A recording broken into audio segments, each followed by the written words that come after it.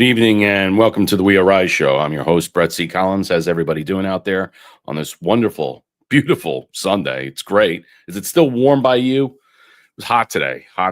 Hopefully this week it's going to cool down, get into the 60s. That's going to be great. It's going to be fantastic. We need it here in Florida because 9 months of the year, it's freaking hot.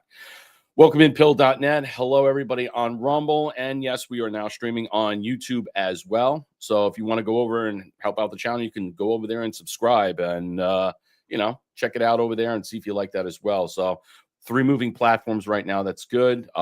We know that's going to be interconnected with other platforms and stuff very soon. So, we'll see. Let's hello to pill.net. Thea, thank you so much for that gift basket you sent me. She sent me this bunch of stuff and it was really nice of her and stuff, and thank you for the 1,700 gold pills. Sunday with Brett. Yep. Curious Cat, how you doing? Happy Sunday. Wood USA, what's going on? 117 gold pills, thank you so much. Patty B, how you been? Trusty Turnip, I see you. What's going on? Quantum Respawn, what's going on, guys? How's everybody doing? I'm glad you guys are joining us. I try to do the Sunday sound bites. It was just pop-ups, but I try to get it more where I do Sundays. I used to like doing Sundays and stuff. I don't know, when Thomas comes back, what the days are going to be and stuff. Is he going to be doing weekends? I don't know. I don't know what his schedule is going to be. And we're all going with that. But I'm sure we'll figure it out and let you know and keep you abreast of things.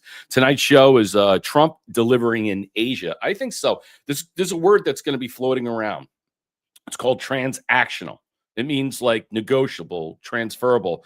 It means exchanging something of value. When something you give and take, you get something in return, you receive something in return, something to that manner. And you're going to hear it through multi-tiered people that we're going to be discussing on some of these sites that we're covering right now. Like he's in Asia right now, and listen to what he says in Asia. And we're going to cover that right now. So like, share, and subscribe. Drop us a gold pill. Support the channel. Always hit the bell so you know when we're going live, and everybody can hear. Everybody knows the notification when it goes live and stuff. Like I said, we're on YouTube now, so which is good. We're streaming over there. So let me know in the chat. Anybody over there? Where is everyone? I see you, Marshall. What's going on? He's over there on YouTube. That's great. Okay, let's get tonight's show. Like I said, Trump's in Asia. There's a historic peace deal that he did between Cambodia, and I don't know why I can't say Thailand and Cambodia. It's just crazy that right now that he's getting all these accolades, signing these deals, going over there, and people are just they're just shocked. And listen to some of the things he's saying. It's insane. Trump is visiting Malaysia to participate in the Association of Southeast Asian Nations. The conference is renewed show of commitment to the region and amid rising. He says here, upon arrival, Trump showed a great deal of enthusiasm joining the dancers who were on there. He was excited for this trip. I mean, you can't take anything away from this guy. The energy that this man has, it's just unbelievable. It's just unbelievable. Going to Malaysia, stopping over there, and then he stopped over, fueled in Qatar, and then he had he got the Emirates over there, and he was visiting with them and speaking with them, and it's just quite extraordinary when you see this guy. I mean, he's 78 years old. He's just always on the move. So President Trump here, I'll show you this. I don't know if anybody saw this, but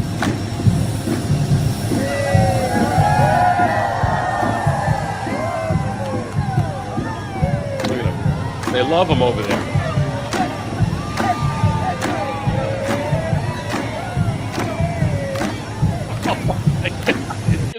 It's just when you see it, it's so glorious to see that this guy, he's so spry. He's got so much energy, and it's fantastic. Listen to President Trump today. I mean, I think because of all the other news that's out there and some of the stuff that he's posted recently, and a lot of people are not really seeing this and understanding what's going on. There's a momentous day for all people in Southeast Asia as we sign a historic agreement to end the military conflict between Cambodia and Thailand. So, well, this is so exciting, because we did something that a lot of people said couldn't be done, and we saved maybe millions of lives on this one peace deal itself. And I'll tell you what makes me so happy is the 2 countries we're dealing with, and the third that helped so much, I appreciate so much. Maybe it couldn't have been done without you, but they really like each other. I'm not used to that when I do these deals. Usually there's a lot of hatred. They liked each other. So it made it a little bit easier. But millions of people are alive today because of this peace treaty. So before I begin, I want to extend our deepest condolences to the Prime Minister, Newton, as well as His Majesty, the King of Thailand, and the entire nation on the passing of Her Majesty, Queen Sirikhet, the Queen Mother. All right, I'm going to move on to the next. Yeah, will he have a third term? Well, you know what? Bannon was saying that he would. I don't know what that means per se. I mean, I'm not necessarily sure anybody knows what's going on. But let me just play you one more thing. I mean, there's a lot of pushback about that. A lot of people don't like hearing that. I mean, look, I was looking up when we covered on Friday about this, Marshall and I, that I think in some way people need to take notice of it. That look, he won 31 states. If you were going to go 2/3, okay, of the nation to do a referendum or in some way to amend the 22nd Amendment, you would need what? What would you need to do? Well, you'd need 2/3 of the state legislatures to, in some way, help repeal or overturn the 22nd Amendment or amend it per se. I mean, I don't know what they can do. I mean, Article 5, you can go in there and amend the constitutions, or you need 2/3 of the House. I don't know how that's going to be done. I think that if we're looking at the terms, his first term, and then what happened with Biden stealing the election, this stuff is going to come out before that, and people are going to see, well, they stole the election, and there's going to be probably a lot of people, I think, in some way, they're going to be what? They're going to be demanding that he gets another term. And I think that's really what's being set up. As the closer we get to, let's just say, unraveling what happened with 2022, 2020, what happened, I think most likely people are going to demand it. They're going to want bills in place. And there's a number of congressmen that have already put bills in place to make sure that President Trump gets a third term. So we'll see. I don't know what's going to take place. Let me finish with this, because there was one thing I wanted to play, and yeah, this is it. I just listen to this right away and tell me what you think about it. Thank you, President Donald J. Trump, for giving us this honor. And on behalf, of course, Malaysia and our colleagues in ASEAN, I must thank you for your concern, for your empathy, and for your commitment to support this peace deal. When I first received your call and then urging me to do more in supporting our initiative, and you personally did call both prime ministers to urge for a speedy peace settlement, I would say a great thank you. And we, of course, admire your tenacity, your courage, because the world needs leaders who promote peace strongly. And to achieve that, you have to break some rules, as you did today. When President arrived, he asked me to join him in the car. I said, that's against the security and protocol rules. And he was delighted to break the rules, and I... Nice ride. It was a nice ride. And we share a lot of things in common. You see that? He likes to break a lot of rules. A lot of rules in what? I think there was a overarching theme about that. But, you know, he's getting a great send-off over there. He's going to South Korea right now. He might visit Kim Jong-un. We'll see. He's talked about that. He was on the plane, President Trump, speaking about that. He also said a couple other things about visiting. He's excited to visit the Japanese prime minister, the new one that they just elected, because she's going to buy a bunch of Fords. I guess she likes the Ford truck, so we'll play it right now and stuff. So, hey, T-Savvy, what's up? G. Westbury, Alita, and Blue DeVilliers, man. How you doing over here on Rumble? Good to see everybody back over here and stuff. Let me show you this, because this, again, just surprising when you hear this. And it only takes one person just to change everything up. I mean, think about this. Yeah, I see what you're saying about the 22nd Amendment. I understand it's illegal. I understand George Washington was asked if he would like to be king and turned it down. I understand that look, FDR, the Republicans are the ones, think about this. In 1952, okay, after FDR was done by the late 40s, early 50s, after FDR's term, the legislature decided the Republicans did this to make sure that presidents only serve 2 terms. So it was the House Republicans who set that up at the time, and I believe it was around Eisenhower's administration. So when you really think about that and understand that, it's like, well, if they can be able to clip it at 2 terms, put it in there, make an amendment and stuff, they can easily go back and change it if they want. And I think there's an amendment in place that they're going to change. I think there are things up there, but I think it's more plausible than people think. I mean, he won 31 states. Is it really hard to get 33? Because that's the magic number for 2/3 if they were going to overturn it. All right, here we go. So President Trump says new right-wing Prime Minister Sanae Takakachi is considering buying American Ford F-150 trucks, and President Trump can't wait to meet her. Wow, listen to this. I think she's going to be great. She was a great friend of Mr. Abiy, who was a great man. Prime Minister Abiy had a great friend of mine, as you know, and he was just a fantastic person. And he liked her a lot. She liked him a lot. So that's a good sign. But I look forward to meeting her. She's reportedly planning to bring plans to buy Ford F-150 pickup trucks. Oh, good. Well, that's good. They're great trucks. Are you saying I have that plan or she has that plan? She has that plan. Well, that's great. She has good taste. That's a hot truck. I hear great things. Wow, that'll be amazing if Japan does that and buys American trucks. I mean, that will be. I mean, think about it. They don't buy our cars. They had gifted the cookie. Thank you so much. Yeah, I see what you're saying. I would bet on a 3rd term. Yeah, you can. There are places go Poly Market. You can go online. And I was joking on Friday, but I'm serious. Like, be careful about betting and gambling and stuff. A lot of it is rigged. But when you really think about betting, you can bet on anything. And there are places that you can go to bet overseas, especially with that. I would definitely take that bet. Lay a bet down that President Trump will get a 3rd term. There's no doubt about it. I mean, honestly, I just, I know that it's a big thing that's like roaming around places and people are just like picking it up and saying it's not possible, they're not going to do it. It's about the House. See if the House picks up another 20 seats or so from the redistricting. I mean, think about that. Think about how that will change immediately. They'll definitely have the votes to move this into the Senate. It's going to be up to the Senate. And will the Senate be able to move that to give him a 3rd term? I don't know. I'm not sure about it. So, all right. I want to move on. But here's a couple of things for Sunday Sound Bites, because, again, these are things you didn't hear.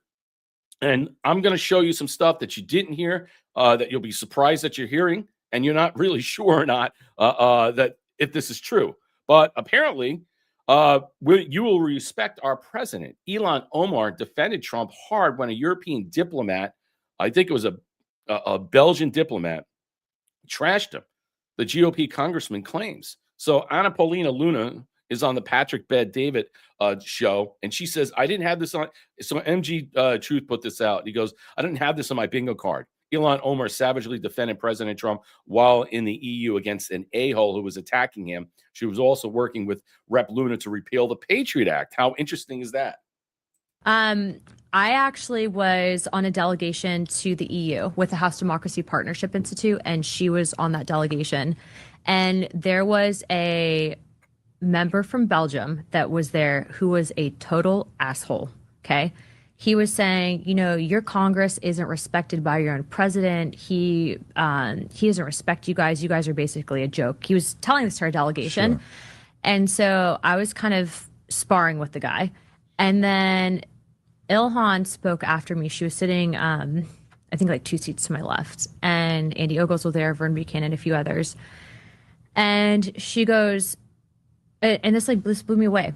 She goes, and she looks at the guy. She goes, you might not like what our president is doing, and you might not agree with our foreign policy, but when we're here, you will respect our president.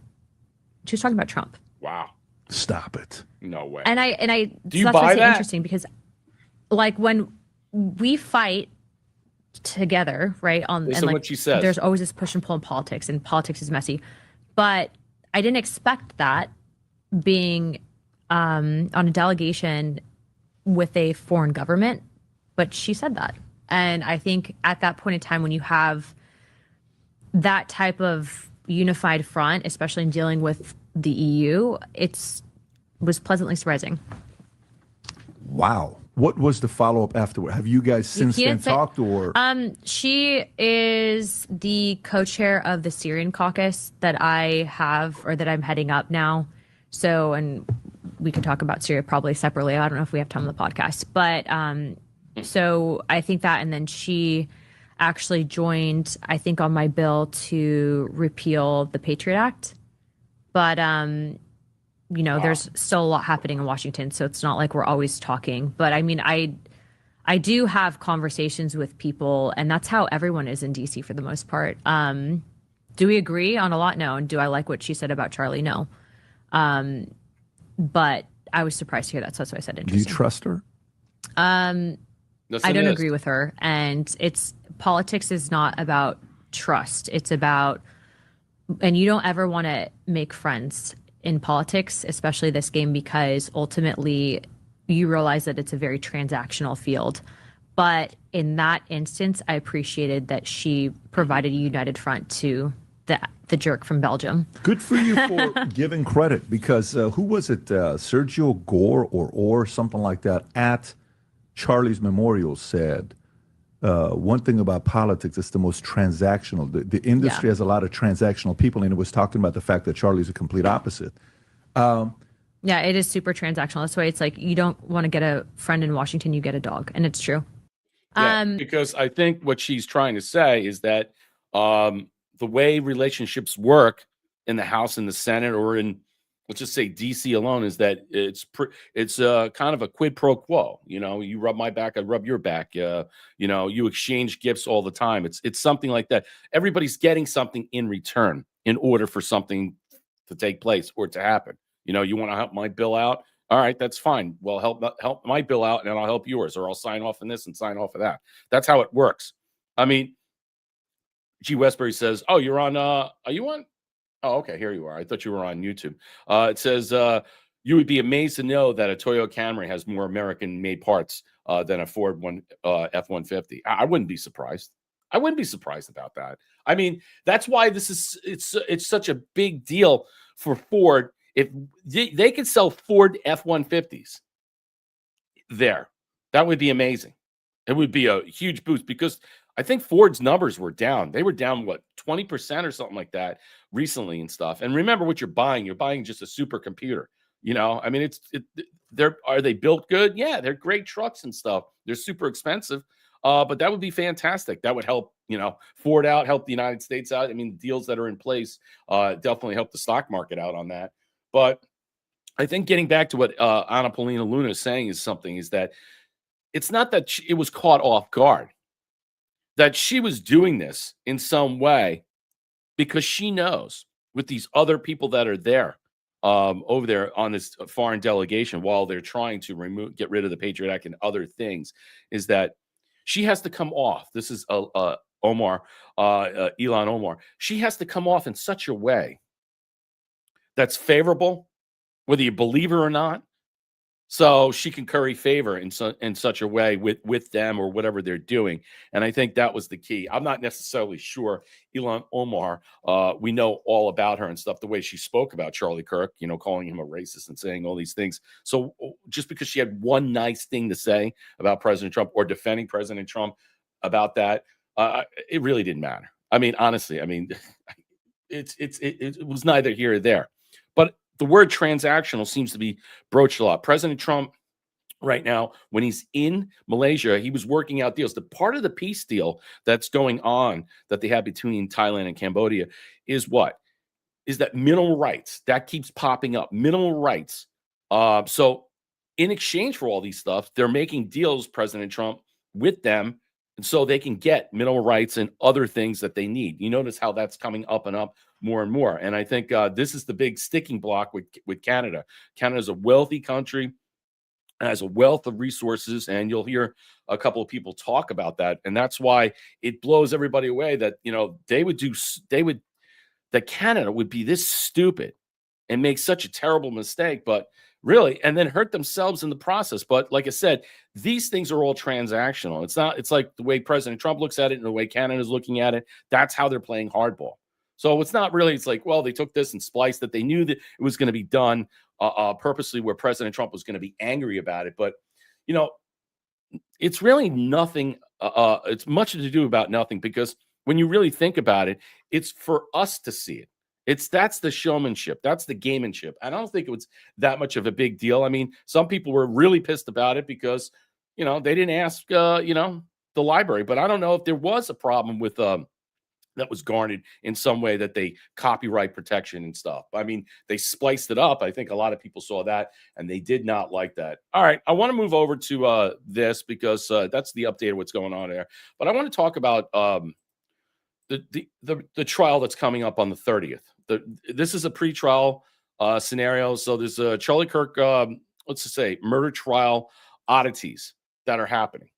And one of them is this, that the accused assassin, Tyler Robertson, seeks civilian attire and camera ban during a Charlie Kirk murder. Now, he wants to be able to, what's the guy in Idaho? I forget the guy's name.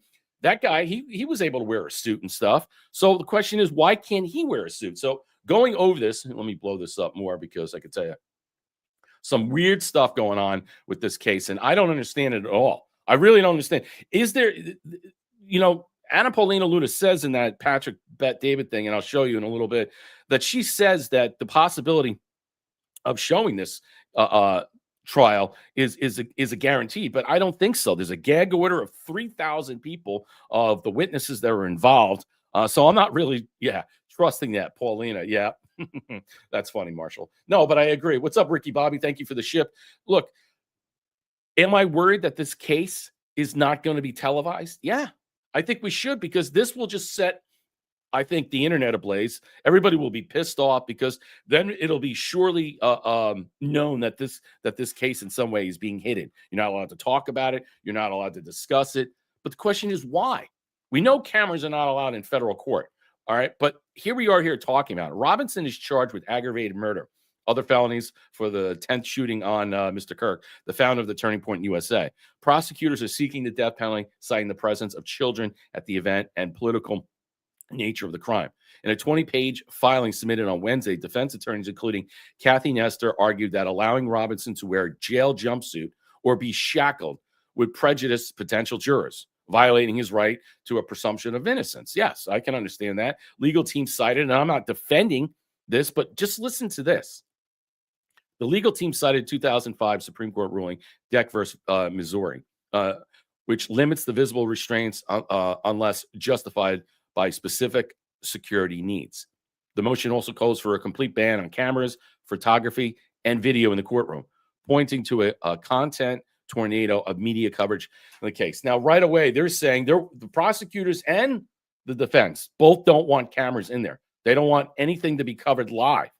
Okay. We're not getting to the gag order yet, but the public assassination of a political commentator that underlies this case has garnered worldwide attention and creating a lightning rod for controversy provided by a platform for pundits and other attention seekers, varying levels of mental stability. The filling states, according to a report from KUTV, Utah County Sheriff Mike Smith opposed the request of civilian attire and no restraints. He opposed it. Think about that, suggesting Robinson appear remotely via video and non-critical hearings to address security concerns while avoiding prejudicial visuals. Now, the question is, you think about that someone's going to want, to unalive this guy, pay him back in some way. I think that's what they're concerned about. They're concerned about protecting him. Another Jack Rubenstein type of scenario. I think that's where they're going with this.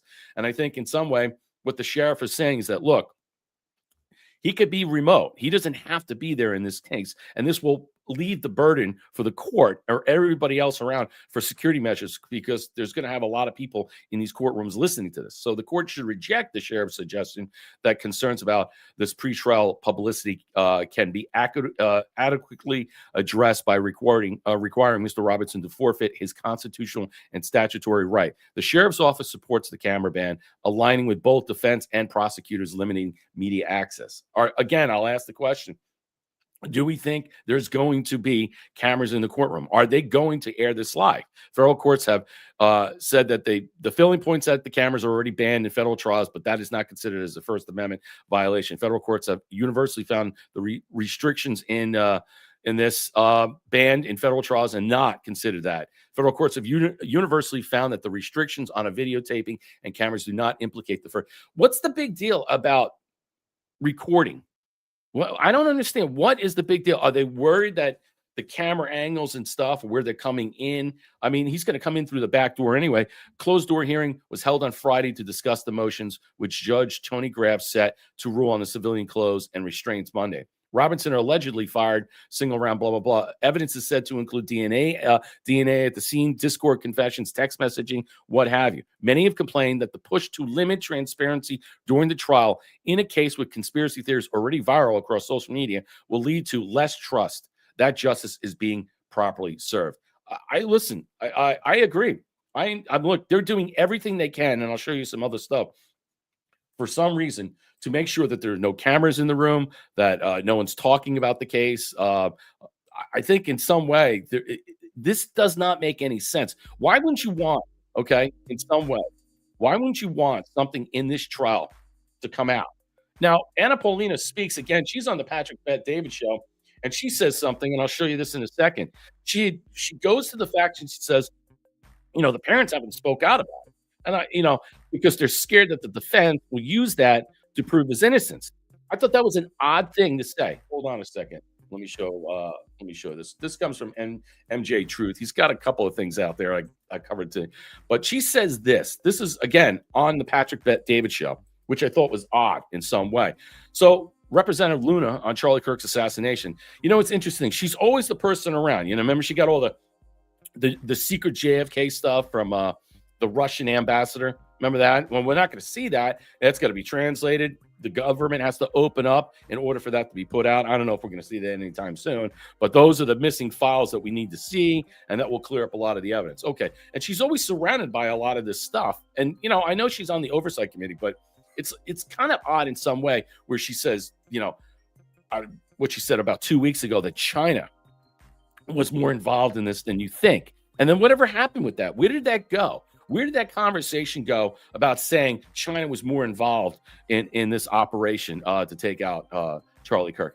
You know what? And then it just done. After that, it was over. And I don't understand. So she goes on all these other shows, and they ask her for her opinion and stuff. And it's like, wait a minute. What are you talking about? You just said China was involved here. And now you're saying that they're definitely going to have cameras in them, and this trial is definitely going to be heard, and people are going to see. Well, what about the gag order for 3,000 people? What about a lot of people that are involved that can't say nothing? What are they going to do? Are they going to go after them? You're going to tell me no one's going to comment about this case? Come on, stop. Representative Luna on Charlie Kirk's assassination. The Kirk family hasn't been able to say anything, because the defense for Tyler Robinson may try to use it to plead innocence. She also says she believes it to be televised, and the FBI should release all the evidence after the trial. Let's listen to this. What happened with Charlie? Yeah, I think that in the trial, I think it's going to be publicly televised. That's what I'm hearing. I think the evidence will come out then. I think that they should release, after the trial's over, all the evidence, because at least what I found in the assassination of Kennedy, King, and RFK, the evidence speaks for itself, and then people can decide. But, I'm skeptical to weigh in because I just don't know all the facts yet. But what I will also say is that the family has, to my knowledge, not been able to say anything yet either, because they're worried that the defense might use it in their case. Wait a minute. All right. Let's backtrack. Yes, Trustee Turnham, she talks out of her. Yes, she does. Quite a bit. A lot than you think. I think a lot more than we know. But I think, didn't Erica Kirk at the memorial, his wife, say at the memorial she forgives Tyler, or that man, whoever that man was? She says multiple times. Didn't she say that? So why does Erica Kirk get to say something like that, and the defense is not going to use that? You don't think they're going to use that? I mean, think about that. So, yeah, she thinks very highly of herself. I know she does. But why wouldn't she answer the question of, well, why would Erica Kirk say what she said and not and implicate the idea that, well, that's going to be a talking point that the defense will use as a motivation for his trial? Of course, the wife forgives him. It's like this. But she's already making that argument that it's him. So think about that. But she's saying right here, the family can't talk about which I don't understand.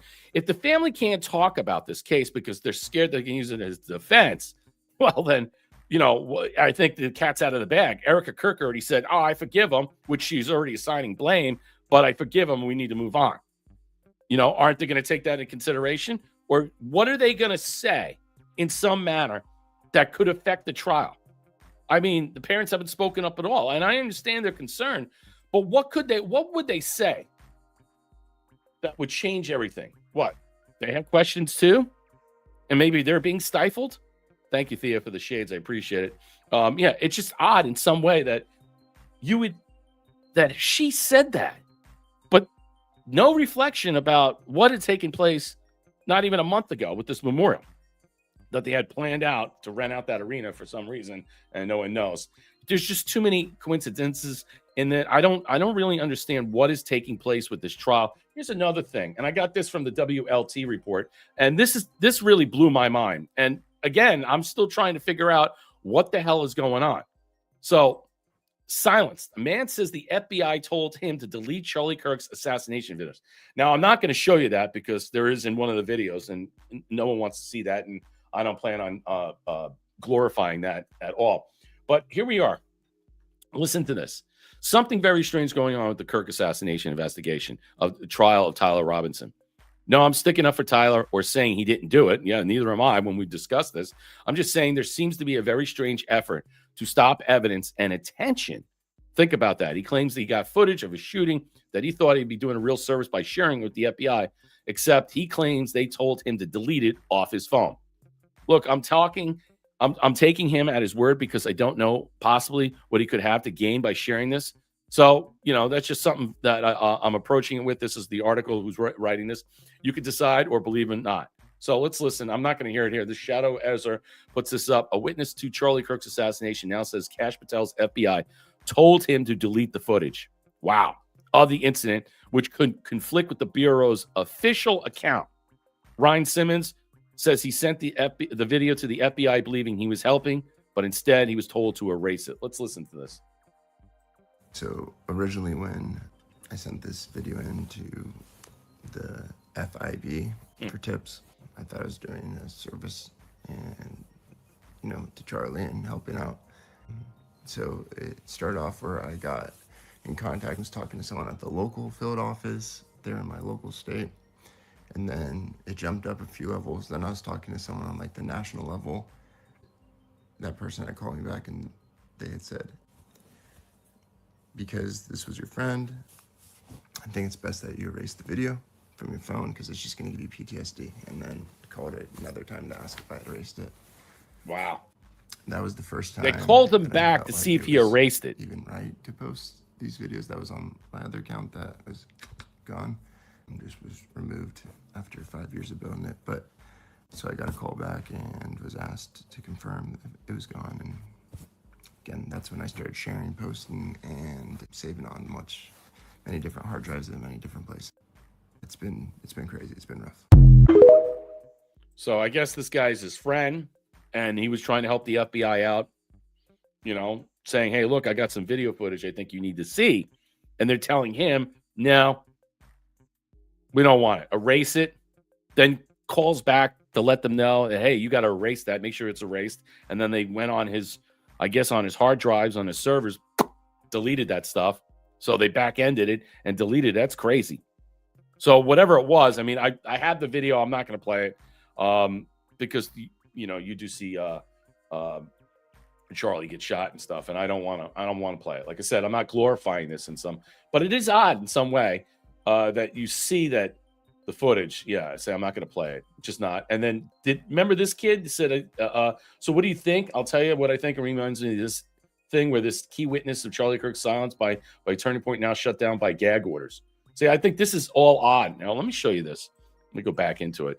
I mean, there's something else that's going on, and I don't know what's going on. I really don't. But there is something that's happening for some reason that we cannot see this evidence. In case you missed it, recently the news of unprecedented gag order issued in the Kirk Tyler Robinson case, which bars anyone associated with the case, including over 3,000 witnesses who represent the Utah Valley University campus when Charlie Kirk was killed, from openly and publicly speaking about it.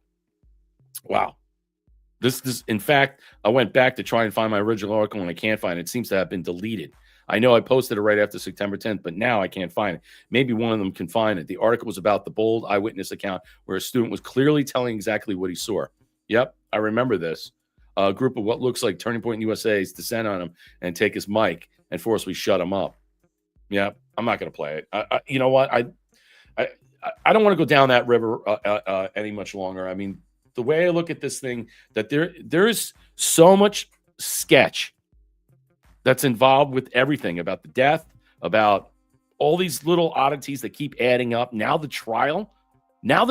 Yeah, they wiped their phones. I mean, that's crazy. Yep, I know. G. Westbury, I saw what you said about Erica Kirk's room. And I think, what was that, Romania on an American Air Force base, that orphanage ran something out of there. I think that's with some Christian group or something like that was kicked out. I don't know. I know those stories, but look, what I'm saying, the trial that's taking place right now, it's odd. Why is it so striking in some way that they're doing everything they can to make sure you don't see any of the evidence, you don't see the pretrial hearing, you don't hear anything about this? All these people are gagged. I mean, what's going to happen with Candace Owens? Is she going to blah, blah, blah, blah, and shoot her mouth off like she's been doing now, blaming President Trump? I mean, come on. I mean, all this stuff is so odd and so weird and stuff. It doesn't make any sense. Why such a cover-up on this? What is it that they have evidence that we haven't seen yet that they're going to present that you're going to believe it after what we went through? And then if they decide not to see the evidence and we're not going to see it at all, and maybe down the line we will, okay, no one's going to buy anything what's going to happen to this kid. And like, I keep saying that I don't think he's going to make it all the way through. I wouldn't be surprised. It's the best way to end this case. You know? Yep. Fake forgiveness there. Yep. I agree. All right. Moving on. So Jonathan Turley, okay, he got a Madison Award from UVU University, and he wrote this article, and he's shocked in understanding why UVU is basically not going forward in doing what they want to do, as because the believes that a lot of people on the campus, if they create a mural or something that they want to do in honor to memorialize Charlie and stuff, a lot of people on the campus are against it. So listen to this. And he says, a plan at Utah University to create a memorial to Charlie Kirk has been met by protests and petitions signed by thousands to block the effort. One protester declared, "We don't want his likeness on our campus." Wow, very hostile, huh? That is hardly a new sentiment since Kirk assassinated on the campus. You think in some way people would be like, listen, it's probably good we have it. They don't want that at all. Listen to this. However, the protest shows sense of a license that many have been opposing now with conflicting views, including those who represented in memorials. I have a long history of UVU and was pleased to receive a Madison Award from the university and was declared an honorary faculty member years ago. It is a wonderful academic institution. Is it, with growing vibrant intellectual community? It was, therefore, particularly shocking to see UVU, that's Utah Valley University, was the scene of the assassination of Kirk. UVU Students for Democratic Society, led the protest this week. Excuse me. One student, Colin Granis, told KSTU, "We don't want his likeness on campus." Wow. Can you believe that? We don't want his likeness on campus. We don't want it to be immortalized. Student Abigail Woods said, for one thing, it's going to get vandalized. So what's the point? So there's no way it's not. And it's going to re-traumatize a bunch of people. My God, re-traumatize. The suggestion that the school should not memorialize a victim of criminal act due to the threat of additional criminal acts is chilling. It is not clear who would be re-traumatized. Some said that they were being traumatized by Kirk's appearance at the school. For supporters, Kirk's argument that they should be protected from trauma of further criminal acts is menacing and mendacious. Wow. Woods reportedly recommended a memorial for unity, like therapy dogs on campus. Presumably, no one would dare to spray paint or shoot a therapy dog. Wow, how disgusting. Many, however, feel the same license to destroy memorials to Kirk around the country. The protesters' campaign drew a significant online support with anti-memorial petition surpassing 15,000 signatures. Meanwhile, a competing petition in favor of the memorial has garnered more than 21,000. Wow. I mean, let me just say this. I can understand both outrage. I understand that people, they don't like them, they rub them the wrong way and stuff. And there is a good argument to say, hey, look, the possibility of this, whatever this is going to be, this memorial they're going to have and stuff that is supposed to be a symbol of unity will get destroyed because look what they did with the statues. They took down the statues and everything else about that. So I wouldn't be surprised in any way that even if it was to go up, that it wasn't desecrated in any given sense. So yeah, I understand that there's going to be people that do it, but why don't you make it so it can't be desecrated? Why don't you make it so if it is that you're protecting it? But the idea that the people would push back that they're going to get re-traumatized, that what are you going to see a statue? Yeah, I know. You put up a George Floyd statue. Exactly. I mean, that's the whole point. That's the whole discussion here. They have no problem doing these things or any other statues per se, but to do something for Charlie Kirk and stuff that would basically help a healing process. Oh no! Every time I see it, I'm gonna need my dog. I'm gonna need my service dog. I'm gonna need to take some I don't know drugs or pills or marijuana. I can't handle it. It's just shocking that that's the reaction. The therapy dog. Avoid needing a therapy dog. Stay the F home and not be on campus. Exactly. I mean, they have online classes. I mean, it's embarrassing that this is the reason that it might not happen. And it's just disgusting. I'm just so sick of these people who they can't handle a goddamn thing. Yeah, Xanax, definitely. No doubt about it. But I thought that was shocking. And, UVU wanted to do the right thing. And it looks like a lot of their students are trying to block it at every level. And I don't understand why. I mean, what is it that why don't they have their true feelings be made? Either they didn't like the guy for whatever reason and say that. Don't say it's going to be vandalized right away or I'm going to be traumatized. Just say what you mean. But see, that's the problem. They don't say what they mean. They don't care. It doesn't matter to them. And for everybody else, it's too bad. Yep, the left's so easily triggered. Good to see you, Darla. How you doing? Karen Allen, how you been? Good to see everybody. Like, share, and subscribe. Drop a skull pill. See your thoughts, comments, and questions. I'm over here. Let me see who else is over here. Okay, I see people on YouTube. All right, that's good. So yeah, I mean, look, when I look at this and I see what is taking place with a government shutdown, I think, okay, a lot of us we're not affected by it. We don't use EBTs. We're not on SNAP per se. We're not freaking out because come November 1st, a lot of bills are going to become due, and so it looks like the shutdown is going to be more apparent than we think. So what we're hearing right now is that whoever this mystery billionaire was who donated $130 million, this came out to pay troops during a shutdown. Now, the money would be about $100 per person in the military. So when you think about this guy, Timothy Mellon, a reclusive billionaire, major financial backer of President Trump. He lives in Wyoming. Trump announced that the donation this past Thursday, but declined to reveal the donor's name after saying he doesn't want the recognition. The president, again, declined to reveal the donor's identity while taking questions aboard Air Force One. He doesn't want the publicity, Trump said on Friday. He prefers that his name not be mentioned, but which is pretty unusual in the world I come from, in the world of politics. Two people familiar with the matter told the New York Times that Mellon was indeed the donor. Okay, so they know. Hopefully they got this right. Details have not been made immediately clear how the donation would be used to pay troops' salaries. The Trump administration's budget asked for about $600 billion in total military compensation, according to the Congressional Budget Office. The $130 million donation would equate roughly to $100 per service member. All right. So, I mean, Mellon is the grandson of the former Treasury Secretary Andrew W. Mellon. Gives tens of millions of dollars to the president's election campaign. Last year, gave $50 million to a super PAC supporting Trump, making it one of the largest contributions ever disclosed. Fox News. He's also a significant supporter of Health and Human Services Secretary Bobby Kennedy, who launched his own White House bid in 2024. Trump's campaign, Mellon donated millions to Kennedy's presidential campaign, also giving him money to the secretary's Children's Health Defense nonprofit. Interesting. So it's this guy that no one knows. Meet Timothy Mellon. I mean, I don't know if this is Daily Caller is saying it. They're saying that this comes straight from this. So here's the person. Because a lot of people thought it was Elon Musk, and it wasn't. He lives reclusively in Wyoming and hasn't even had his photo published in decades. A rare example of a billionaire funding the government and not lobbying it. Interesting. Okay.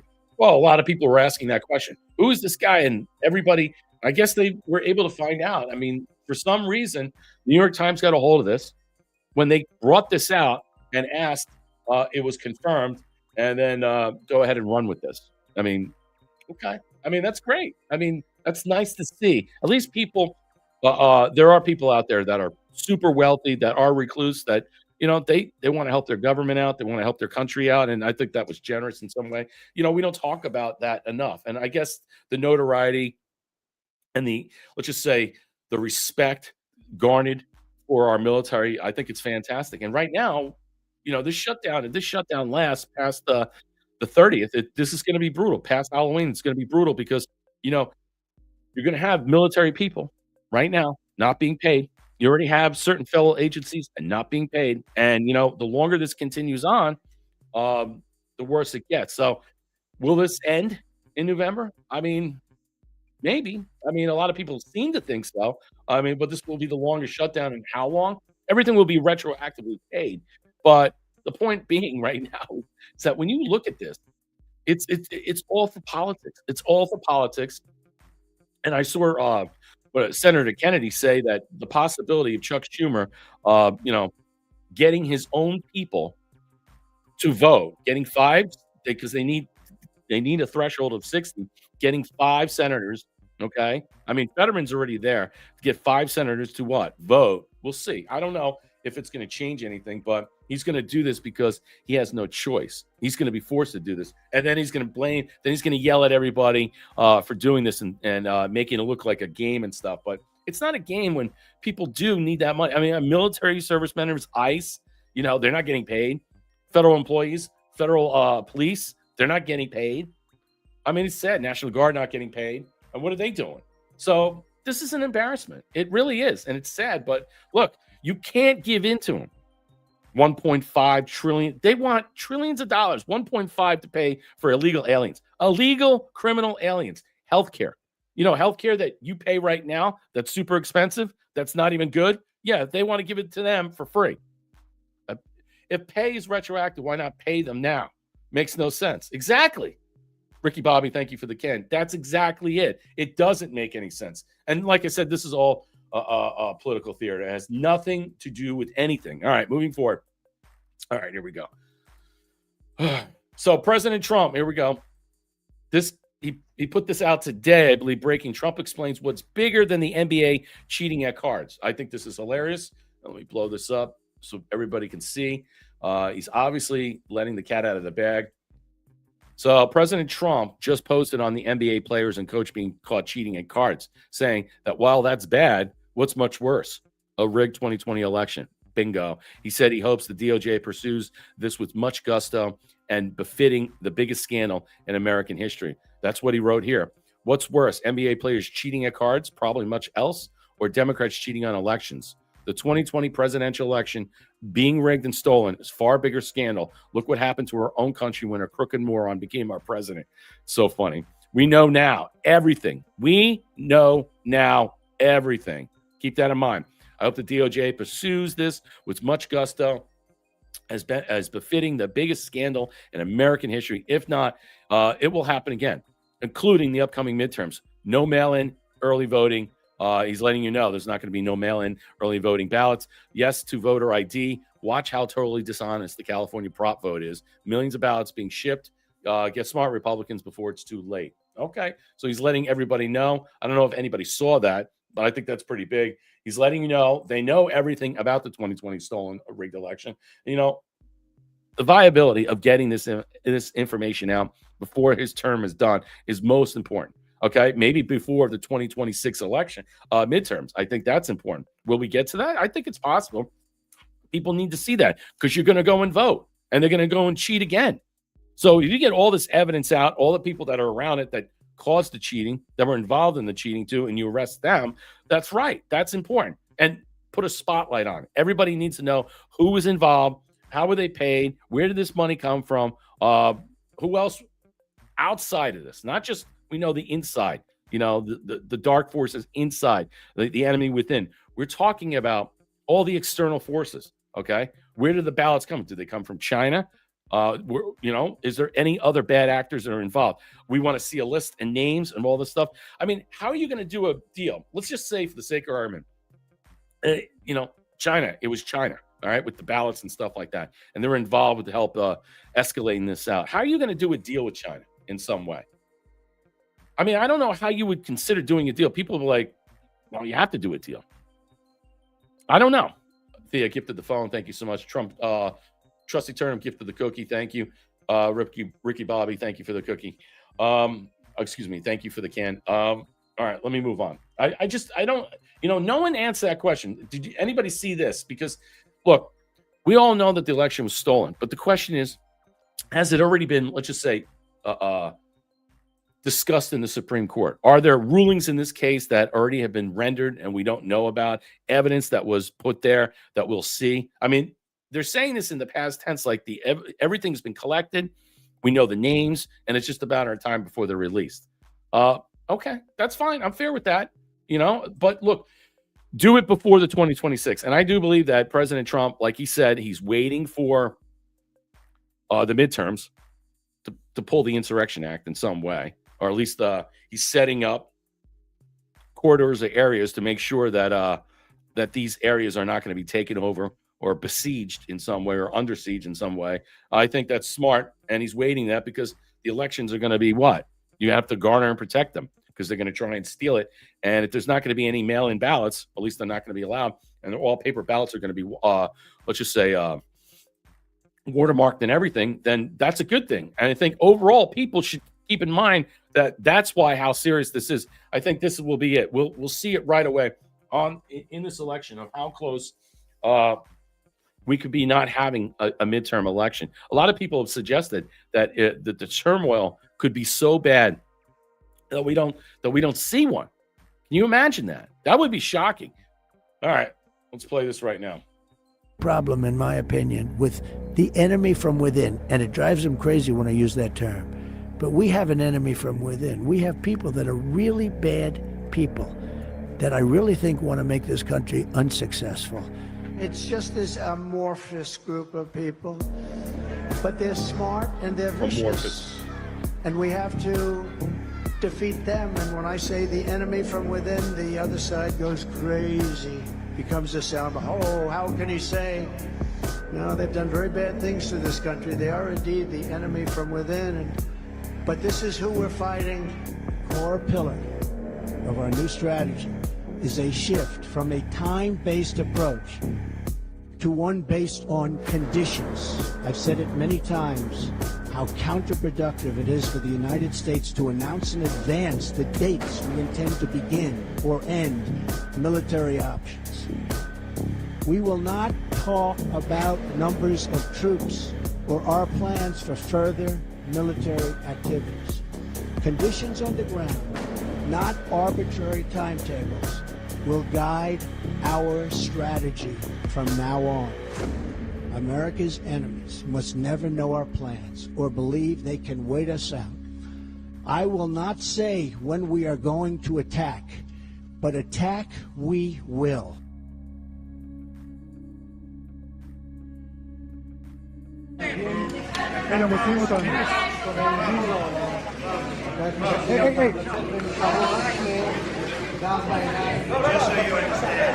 Keep up.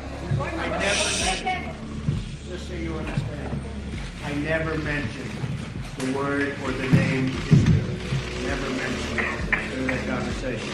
But we're all saying I did. So you had another story wrong. Never mentioned the word Israel. Not Holiday, how about that? Yeah, that's an interesting overview. I think his hair was a little bit more yellow. Did you notice that? Every time I look at President Trump, I often wonder, is there somebody else there? When he speaks to the cameras, he looks so different. Sometimes you question that. It's like, that he has other people there. But, I mean, on the same plane, probably. I mean, I don't know. It's just, you look at him, he just looks different in so many different pictures and stuff. And I know it's about age and cameras and lighting and hair color and stuff. Troglodyte says, Everyday Heroes Like You is the name of the human trafficking organization that got banned from Romania. Okay, thank you. Yep, Amazon was caught delivering ballots. We know how China got them. Yeah, listen, That's my point. I mean, when this all unfolds, okay, about China. So now they help steal the election. They help release a virus that wasn't so deadly as people claim, but they were part of it. What do you think is going to take place? How are people going to react to all this stuff with the foreign interference? Because there's foreign interference everywhere. So that's the other thing to consider. All right, moving on, because I got so much more. We're just going to go into the other stuff, the sound bites and stuff that people haven't seen and stuff. See, President Trump putting this out. Again, I'm going to show you this. This is what he said about Canada yesterday. And we talked about Canada on Friday. And I believe Canada in some way, like this is all theatrical. It's not, a lot after everybody calmed down about, oh, you're destroying the Reagan, you're copyrighting Reagan's library and trying to ad lib it and all that stuff. People were pissed about that. People were really mad about that. All right. But it shows how foolish the Canadians are, at least the Premier Ford is from Ontario. I mean, what a moron. And even though that they're doing this to interfere with the Supreme Court's ruling and to convince people by changing up that verbiage from Ronald Reagan, cutting and adding stuff, splicing it, to convince people in some way that, hey, look, these tariffs are not that good, and putting this out there, spending $75 million, which was ridiculous. I mean, it really pissed off a lot of people and President Trump. So President Trump stuns the world by exposing what Canada did for millions to see. Canada was caught red-handed putting up fraudulent advertisement on Ronald Reagan's speech on tariffs. The Reagan Foundation said that they created an ad campaign using selective audio and the video of President Reagan. That ad misrepresents the presidential radio address. Wow. And did not seek nor receive permission to use and edit the remarks. The Ronald Reagan Presidential Foundation and Institute is reviewing its legal options in this matter. The sole purpose of this fraud was Canada's hope that the United States Supreme Court would come to their rescue on tariffs and that they have used for years to hurt the United States. Now the United States is able to defend itself against high and overbearing Canadian tariffs and those from the rest of the world as well. Ronald Reagan loved tariffs for purposes of national security and economy, but Canada said he didn't. Their advertisement was to be taken down immediately, but they let it run last night during the World Series, knowing that it was fraud because of the Blue Jays are in it, and because of the serious misrepresentation of the facts and hostile act. I am increasing the tariff on Canada by 10% over and above what they're paying now. Wow. I think it was 35% I saw it last. So maybe he's increasing it. It's going to go up to 45%. I'm not sure. I don't know if it's 25 or 35 per se, but I mean, in some way, is this transactional? Was Canada doing this in some way to get leverage over President Trump? Did they think in some way this was going to work? Or President Trump too smart? Yeah, deal with the devil. I mean, it didn't make any sense. Why put this out? There's going to be blowback. This is going to hurt you. But they don't care, because I get their marching orders from the crown. And they still listen. They still take, whether you believe it or not, they're still under the direction. Technically not. They're under the direction of what? China and also the crown in some way. So obviously, China is probably leveraging them and forcing them to do that, because what President Trump is about the 145% of tariffs that he has on China right now. I don't know if that's going to change, but there's some direct connection there. And then why do you think Carney's going over to Asia right now? He wants to meet with President Trump. He wants to try to work out a deal. He wants to see if he could fix this mess. The question is, how much did Carney know that what the premier of Ottawa were going to do? I'm not really sure. That's an interesting twist that we'll find out maybe later. All right, back to what I was saying. This is Kevin O'Leary also talking about, excuse me, what's transactional and what's not in regards to, aka Mr. Wonderful, that he's talking about the tariffs with Canada. And listen to what he says here. It says, everyone's panicking about tariffs, trade wars, diplomatic noise. I don't care about the noise. I care about the signal. The signal is clear. The United States and Canada are on a path to combine economic power, because that's the only way to remain dominant globally. China's goal is to become the world's largest economy. I think there's something to this, and listen to this.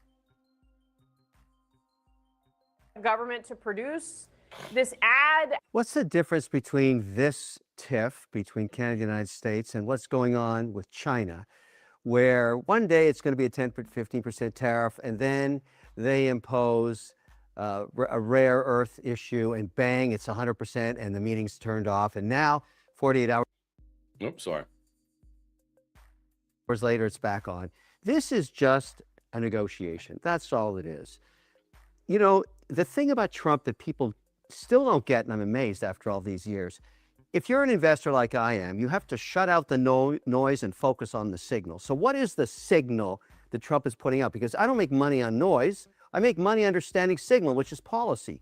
What's going on here, the two biggest negotiations that matter most are the one with China, the world's second largest economy, and the one going on with Canada, the geo-locked behemoth north with all the resources, the power, the rare earth, the lumber, the water. They have unlimited supplies of that right beside the largest economy on earth, the United States. Where are we going long term? And this is the investor in me just thinking this through, listening to Trump, listening to Carney, listening to Ford. Where are we going to be in 10 years? We're going to combine these economies one way or another. Why? Because we have to do that to become the largest economy on earth, to be able to spend 3.5 to 5% GDP defending the North, where the Chinese are knocking on the door. Anybody that doesn't understand the intentions of the Chinese government over the next decade is dreaming. They want to become the world's largest economy, and they want world dominance, both militarily and economically. The only way that's going to stop is Canada gets together with the United States, creates a behemoth economy, a behemoth, and says the Chinese, don't beep with us. In Taiwan or anywhere else, we have the largest spend, because we're going to spend 3.5 to 5% GDP on just defense.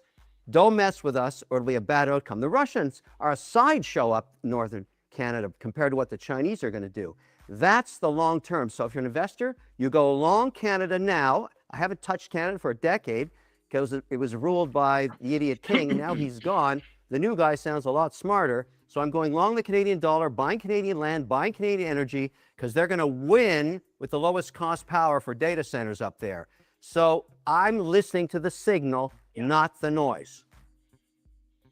Okay. What's your thoughts about that? I mean, I honestly really like where he's going with this. And he also, see how he mentioned Russia. The race to the Arctic and what he's talking about, all the resources and stuff, that's the number one thing. They're going to have to work out something. And something will come about because they'll have no choice in the matter. They'll have no choice in the matter because it'll benefit both countries. I mean, China is, let's just put it this way, inching closer to the Arctic. We need that path to go through. You know, the other deal most people don't realize is that we talked about Russia and Alaska building a tunnel connecting those areas of Russian territory and American territory in Alaska. And also for what? Free shipping lanes, fast routes to the Arctic and what have you. I mean, eventually we're going to have a deal with Russia down the line. We're going to have not just a deal, a security measure deal. We're going to have also resources and other things that are going to be involved. That's what's going on right now. The powers that be are carving up the world. Yeah, Greenland, I mean, I don't know where it's at right now. Whatever happened to Greenland deal, I have no idea. I mean, it's interesting if something does come out of it. I mean, they voted on, didn't they vote to secede, and they, I guess they're getting their independence. But what's going to happen thereafter? I don't know what's going to happen. I mean, I'd like to think that some type of scenario is being set up, and we have military bases there, of course. So I don't know if we're going to take it over. I mean, I don't understand how we sit back and say, we let these areas that are rich in minerals and resources and stuff, we just allow China. The Europeans are just so stupid. They don't get it. So that's why they made the deal with President Trump now, because they know eventually down the line, they'd have to go and make a different deal with China. And I also think simultaneously right now, Canada is going to be put in a position that they're not going to like. And I think that what we're seeing right now is a lot of, I think, again, theatrics. A lot of it is theatrics. And it's not,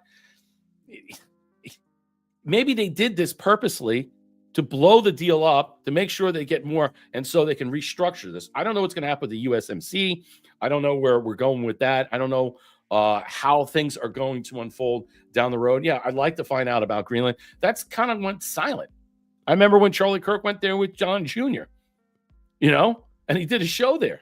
And, it's like all of a sudden, what happened to Greenland? I'm sure there's going to be a deal in place. All right. With their independence, they'll probably work out an agreement. I don't know if we're going to take full control over that, but someone's going to have to want to support them. I think, what was it? I forget what country was spending $900 million, okay, every year on that. So, I mean, there might be something for the exchange with the rare earth and the minerals. Canada's dystopian. Yeah. Canada's problem right now is that, in certain areas, you're going to see the inside baseball of what's happening in these provinces. Some provinces are going really dark, and other provinces are going to succeed. They want out. And I think that will be to the detriment to Canada, but it depends. If we join the economies together and stuff, will that benefit them as well? I mean, why is Canada going this dystopian route? Why are they? I mean, 90,000. They had all these people that were forcibly suicided, so to speak. I mean, euthanized. It's disgusting. It's sad, and a lot of them didn't even have issues. They had mental issues, and so they just basically they what you volunteer for this because you're under duress. The fact that a government does this in such a way is disgusting. It really is. And I think in some way what bothers me that we're going to work and make deals out with these countries, but the question is, are these countries are going to be the benefactors of the United States in the sense of how is this going to help the Canadian people? And do we care about that? Is that our problem per se? I mean, we got our own problems here in the United States. So when President Trump says they could be our 51st, or vice versa, I think it's hilarious. I really do. So moving on, I don't want to continue on with this and stuff. These are the things that are taking place right now. I want to show you this from Slay News because we got some time to cover, and I'll go really fast into where we're going. Like, share, and subscribe. Drop us a gold pill, comments, questions, or concerns. Let's hear your voice tonight. Let me get some Pellegrino. All right. So progressive Christian publishers launch children's Bible stories. Listen to this, laced with radical ideology. So it's bad enough.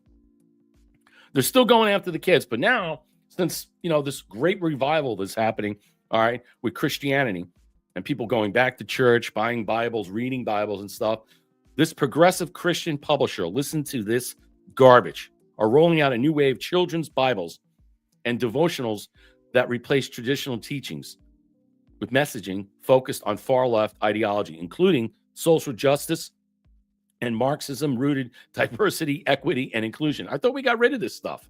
What's going on? The new books are a part of a growing push to reshape how children are introduced to faith. Can you believe this?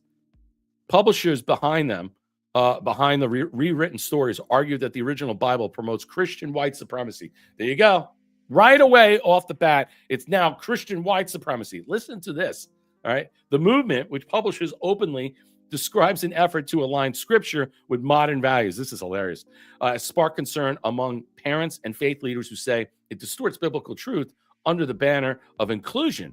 At the forefront of this campaign, the Just Love Story Bible, a new title for beaming books aimed at ages 4 to 10. This is sad. Co-authored by Reverend Jackaway Lewis and Reverend Shannon Daly Harris. The book retells 52 Bible stories with reimagined characters and a stated goal to teach what they call a theology of love and justice. Wow. Lewis told Fox News, our agenda is to teach young people a theology of love and justice that we don't have to unlearn. Wow. Wait, this gets better. The book illustrates and depicts biblical figures in a range of darker skin tones. I wonder what skin tone these reverends are. Lewis says was intentional. The biblical characters most likely look brown, black, and caramel. Oh, I didn't know that's a skin tone. Now, white children, I imagine, looking in the Bible and seeing brown people and thinking to themselves, oh, brown people belong to God too.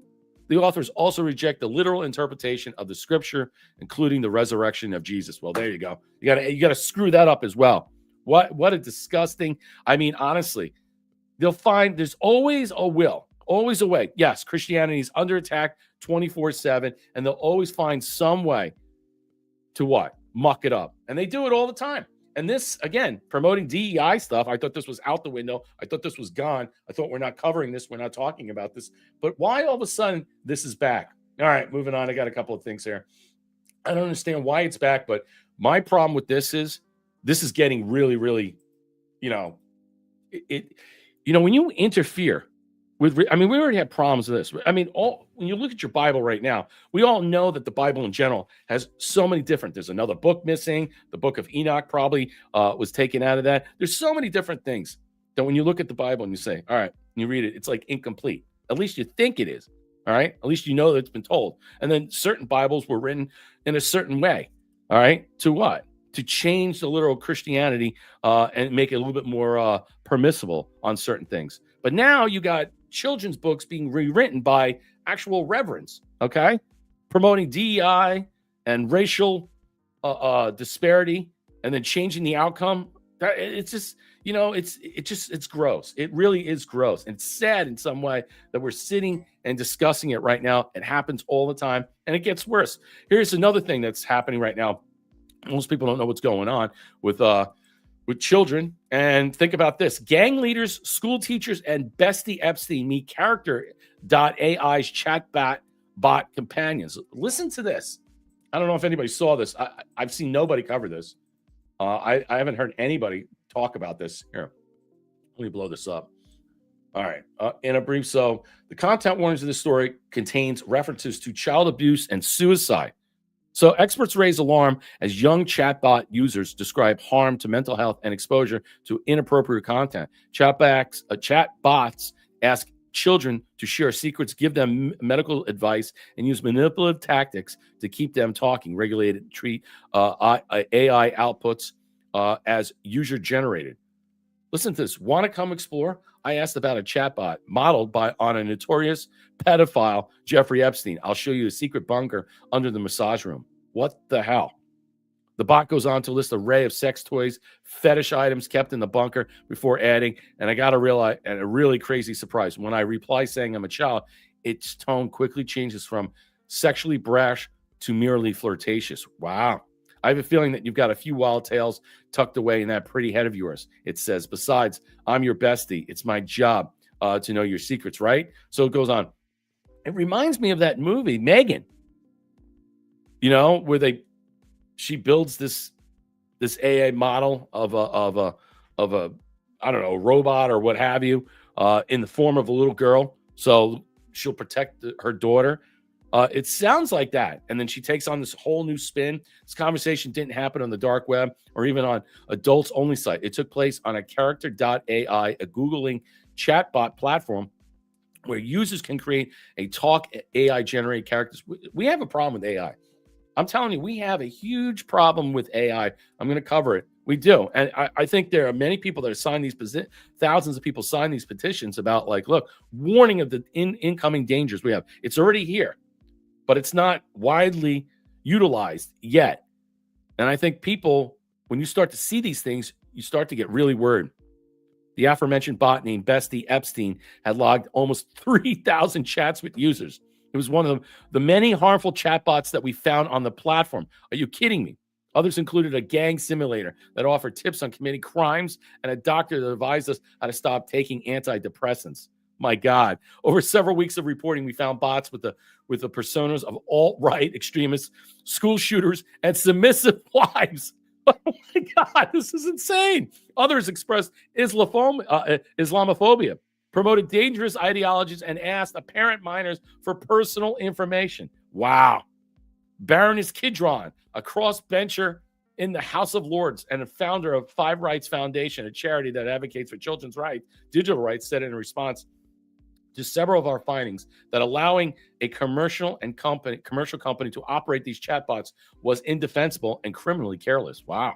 She said politicians can no longer hide behind the ignorance. Wow. Allowing commercial company to deploy uncertified medical practitioners or offer advice that results in illegal behavior is criminally careless. I would say so. I mean, this is pretty brutal. I mean, can you imagine how bad it's going to be? I mean, look, AI is already here. We know that it's going to only continue more and get worse, I think, over time. And let me show you this because I know that we're going to talk more about that. Where is it? Okay. Yeah, I think let's get back to Peter Thiel. I think we'll cover that in a second. Let me see this. Where is that? Oh, I thought I had it. Okay. I guess I didn't have that. I mean, it's crazy in some way when you think about what is taking place. But well, I had a thing with Peter Thiel, but I don't think it's here anymore and stuff about him coming out against, and I think we covered it on Wednesday or Friday regarding what was taking place. And he called out all the climate people as cultists and stuff like that. And he said that if you disavow AI in any sense of the form, then you are legionnaires of the Antichrist. So basically, he was saying is that you must follow, you must obey AI. AI is the truth. So saith. I mean, that's what he's interpreting. And people are concerned about that level of speak, that language. How far and pervasive is it going to be? How far is it going to be pervasively affecting your family? Thank you, Ricky Bobby. Thank you for the phone. Good to see everybody out there. All right, let's move it on, because I can tell you right now, AI to me, right now, you want to talk about real threats. Like I said, China may be an economic threat, but Russia's not the problem. Okay, Russia's not the problem right now. We have other problems that are bigger than that. And some of these corporations really scare me in a lot of ways. Well, I don't know how we're going to have guardrails up. I mean, when you think about Star Trek, The Next Generation, when the computer talks, to you and stuff, and you talk back to it, computer, and it actually is smarter than you, figures out problems bigger and better. I mean, you could wake up one day and your computer's talking to you and lying to you completely, and you don't know what to do about that. Yeah, I'm worried about that. I mean, I'm not a Luddite, but I'm not going to sit there and say that I don't have questions and concerns about how I feel about where this is going to go. What are the security measures? What are the parameters that are going to be built in? We should all be worried about this. When they have chatbots that are talking to children, and the tone switches when the child allows the AI chatbot to know that it's speaking to a child, and then it becomes flirty. First it goes sexually permissive, and then it becomes flirty. That's the whole issue with tech. You can only ban yourself from tech. You can't ban tech. Yeah, listen, that's a good point. Yeah, Deuteronomy is where 10 commandments are explained in depth. Yeah, look, I agree. There no getting around the fact is that what you're reading in the current Bibles that you have today are completely, there's stuff that's excluded out of it. And we understand. And the reason, and now when you watch people that are reverends putting these books out there to completely misconstrue and paint a picture that, whitey's not involved in the Bible. There's no white people in there. They're caramel, okay? They got to be brown and black. Thanks, Wood USA. Thank you so much for your 317 gold pills. Support the stream. Yeah. And look, I also see, Tracer, it's a specific race too, because God names certain tribes can mix with them and says Egyptian is close to. So if it's one of your grandparents was Egyptian, I guess you're responding to somebody. But look, I understand you. Yes, the only way to walk away from the tech community is to put the phone down. All right. Yeah. I mean, that's your choice. Don't engage in that. You don't have to be on X. You don't have to be here. You don't have to use AI. The question is, how much level of AI sophistication will be in your world, all right, that you'll have no choice to interact with? I think that's the bigger question going forward. All right, let's move on. I got more to come because I got running out of time here. I just want to cover a couple of things before we go. President Trump is not worried about discovery. Holy shit. The Wall Street Journal's lawyers attempted to settle the $10 billion lawsuit over the Epstein birthday card with Trump. And Trump said, nah, fuck you. We're not settling.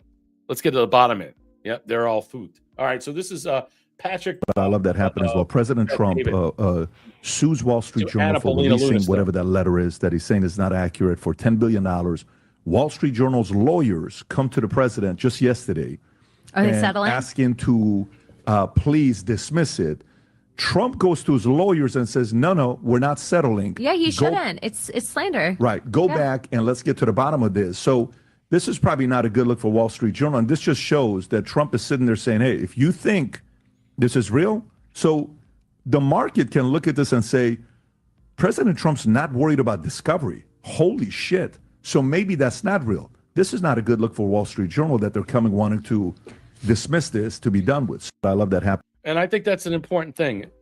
By the fact that this is going to go to some courtroom and then discovery is going to come out of this and stuff, they're going to have to show that that card wasn't made up, wasn't created AI. or someone else did this as a way to put Trump and Epstein together. It's not his signature, obviously, and we know that the card is fake. It's made up. Question is, who did it? And that's why he's not settling. Because if you were to settle and get the 10 billion or whatever it is, the crazy amount of money, do they even have the money? The Wall Street Journal? I mean, aren't they broke? Aren't they all going bankrupt? How are they going to settle this and pay this out? They're not going to pay $10 billion. All right, they're not even worth $10 billion. But my point is that he throws that number out there and he's like, yeah, we'll go to arbitration and stuff. No. We're going to take this to court.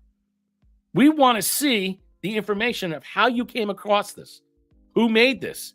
Where did you get your information to push this out and to sell the public this nonsense? I think that's clear. I think that's very important. Yeah, this goes to slander. This goes to a lot of different things, I think, in general. But overall, I think President Trump, I mean, what is he? 10 for 10 with the lawsuits? I mean, with all these lawsuits, he's suing ABC, NBC, CBS. He's winning all over the place. But even when you course correct to force them to admit, all right, what they do, and what they do is lie incessantly. They can't stop lying. All they do is lie. All right, this is good. Hold their feet to the fire. Force them into submission and maybe settling out in some way. They're going to probably have to settle out. I think that's the problem. That's the problem that they're going to face. How much money are they going to lose in this? Because if they produce evidence to suggest in some way that someone did that birthday card up, fake the whole thing, like the auto pen, who signed this whole thing? Who was involved in this, in drawing up this speculation? Just like the cut and splicing that Canada was caught by the Reagan Library. Yeah, it's pretty bad. Ricky Bobby, gift to the ship. Thank you so much. I saw you, One Thunder. Thank you again for the can. I appreciate it. Okay, let's continue on. I think that was, when I saw that, I'm thinking, oh, it's brilliant. It's brilliant. Force them into submit. Get them to admit that this is fake news. Get them to admit that this was a hit job, a psyop, misop operation to what? To try and draw Trump and Epstein together. You know, there was another thing Anna Paulina was saying and stuff is that a lot of the stuff that's in there, it's like, if they even had stuff on him regarding this, it would already be out. He wouldn't have been president. So, look, I think that whatever Congress is trying to do, and that's why we're not seeing anything, it's not about this. It's really affecting them because they know when the House opens, when the House reopens up for business and they're back in session, this information is going to come out. The question is, who in the House or in the Senate is it going to be connected to? I think that's the whole thing about the Epstein. And I think how people brought, the idea that there was files, it's this, that in some way Pam Bondi's covering up and stuff. All right, I got you. I understand about what you think about Kash Patel. But, I mean, look, I think there's more crazy things right now to think about. Why the FBI would tell someone who had evidence that said, no, delete it. We don't want to see it. And make sure to follow up on that. Make sure that evidence never comes to light. That the official narrative is set and they're running with it. So if the official narrative is they're gonna try on track the kid's position based upon his phone. I mean, that's it. And we're not going to see videos of him jumping from building to building or how he got onto the roofs in general. I mean, that's going to be, chicken dinner, garbage. It's going to be bupkis. I'm not going to sit here and watch this and thinking, all right, so you're only going to show bits and pieces. See, that's the thing. That's why I think that they might not show this, because if there's going to be people in the courtroom, probably not allowed to bring your phone. You're not allowed to take pictures. But I guarantee you that they're going to go into a closed door session when the big stuff comes out. I think so. They're going to have to. Why would you do 3,000 gag orders? That doesn't make any sense. It does not make any sense. That it's just insane. People are going to leak this stuff. People are going to come out and say, "What the hell is going on?" For me personally, I'm thinking to myself, all right, so you have Candace Owens coming out straight up. Oh, yeah, no problem. I can't wait to violate that gag order. Man, I mean, and she's not going to be the only one. But the question is, why are they holding back all the evidence? Why are they holding back for us to see in real time for the trial? Yep, but they're certain that the family wants to say nothing, but not like she is, but she can't say anything. because it'll be utilized for the defense. You know, well, they're going to use Erica Kirk's statement. Oh, I forgive him. Oh, again, this does not make it's so weird. Point shaving isn't limited to the NBA, according to a former Mafia capo, Michael Frances. He tells the story of a time when he had a New York Jets player purposely fumble multiple times as a way of paying back his debt. Listen to this. This is great. I can play all. There's player Jonte Porter, previously banned for life and who pleaded guilty to conspiracy to commit wire fraud. That's a gambling situation. Prosecutors allege Porter was threatened due to gambling debts and coerced to share insider information used for betting. Give you an example. Back in my day, NFL player, right? And this happened. I'm not going to mention the names. More than once, but this happened. Bookmaker working with me, he comes to me, hey, this player from the Jets, he's into me really heavy. Hey, he owes me 50 bada grand. Bing, bada boom. Okay. What do you want to do? Should I bring him to you? How should I collect? 50 grand. Let him get into you for 250 grand, 300 grand. Listen what are to you this. doing? This is You're crazy. writing an entry on a piece of paper. It's not costing you a penny. He's a bad gambler. Let him get into you heavy and then bring him to me. Boom. Before you know it, he's into me $250,000, $300,000, right? Wow. I bring him to me. Sit down. Hey, how you doing? Good. You owe me a lot of money. Oh, you didn't know it was me? Sorry, yeah, we don't always put that out there, but it's me. You owe me a lot of money. How are you going to pay? You got to pay. You got to figure it out. I'll tell you what. You know what? I love your team. I like the way you play. I'm going to give you a break. You owe me $250,000, right? You don't have to pay me right away. You pay me 2% a week in cash. When do you get paid? Every Monday you be here with the cash. Don't miss. Don't miss. And I'll let you slide for a while. I don't care. That's fine with me. He wants to do anything to get out of the room. He leaves. What do we find out? We're tracking a guy. He goes to another bookmaker somewhere else, right? And he's trying to make up the loss by betting somewhere else. Well, we all know what's going on. So pretty soon, he can't even pay me the 2%. We call him back in the room. Hey, let me explain something to you, my friend. You don't get away with a gambling debt. You got to pay me. You got a rich uncle. You got a godfather. Who would it? Go rob a bank. I don't care what you do, but you're going to pay me. That's it. Oh, Michael, let me tell you that. For some reason, I got a soft spot with you. I don't know why. So here's what we're going to do. You're a good running back, right? Yeah. All right. First 3 times next game, you put the ball on the ground. What? You heard what I said. Put the ball on the ground. First 3 times. You're a wide receiver? Okay. Make sure that that ball doesn't go into your hands. That's it. You're a quarterback? First 3 times you get the ball, put it in the other team's hands. I'll worry about the rest. I'm getting an edge now. I know what to do. You're going to do this over a period of whatever amount of games I tell you, and that's how we're going to even up the score. And if you don't do it, you don't want to know what happens at that point. I think you understand where I'm coming from. That's it. Very powerful. That's how you get these players to work with you. NBA player, the same thing. I don't care what you do. Foul yourself out of the game. Do whatever. Referee, same thing. You make sure it goes my way.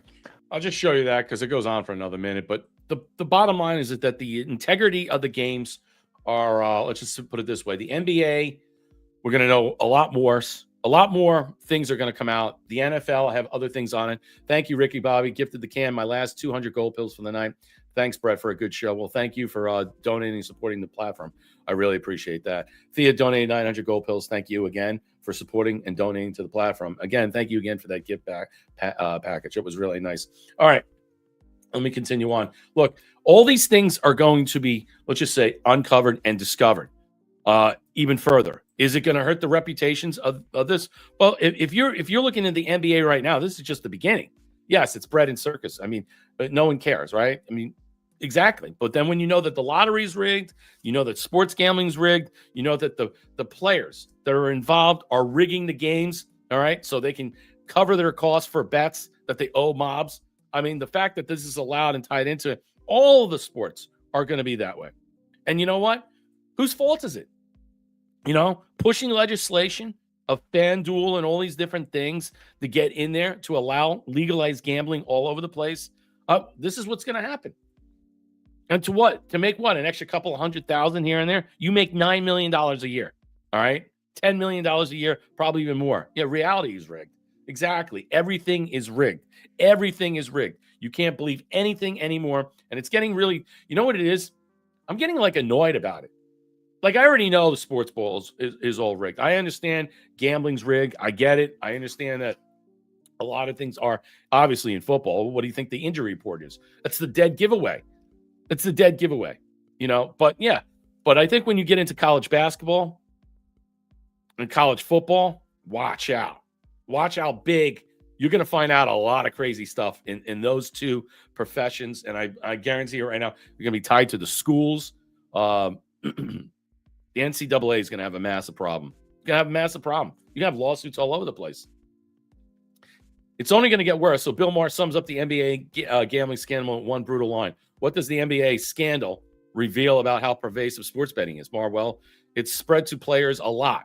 The crowd erupted in applause as everyone seemed to agree that Trump has every reason to go after the NBA. One panelist even said it would hit their fan base hard.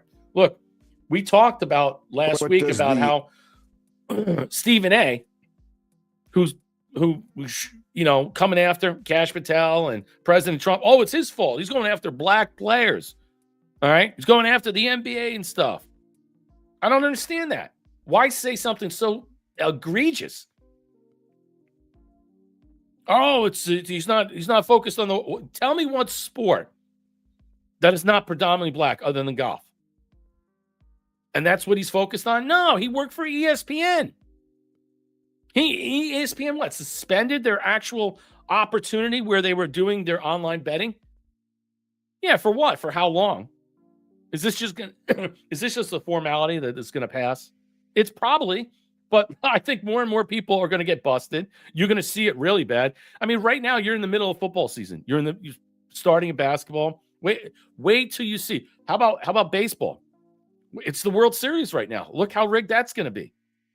People are going to be watching and covering this. And if you find out the World Series rigged, then you go to the Super Bowl. It's going to be bad. It's going to be really bad. Look at last year's Super Bowl, how bad that was. Nobody believed that game was on the up and up. All right, here we go. The NBA gambling scandal reveal about how pervasive sports betting is. Well, if it spread to the players, a lot. Yeah. Pretty darn. Yeah.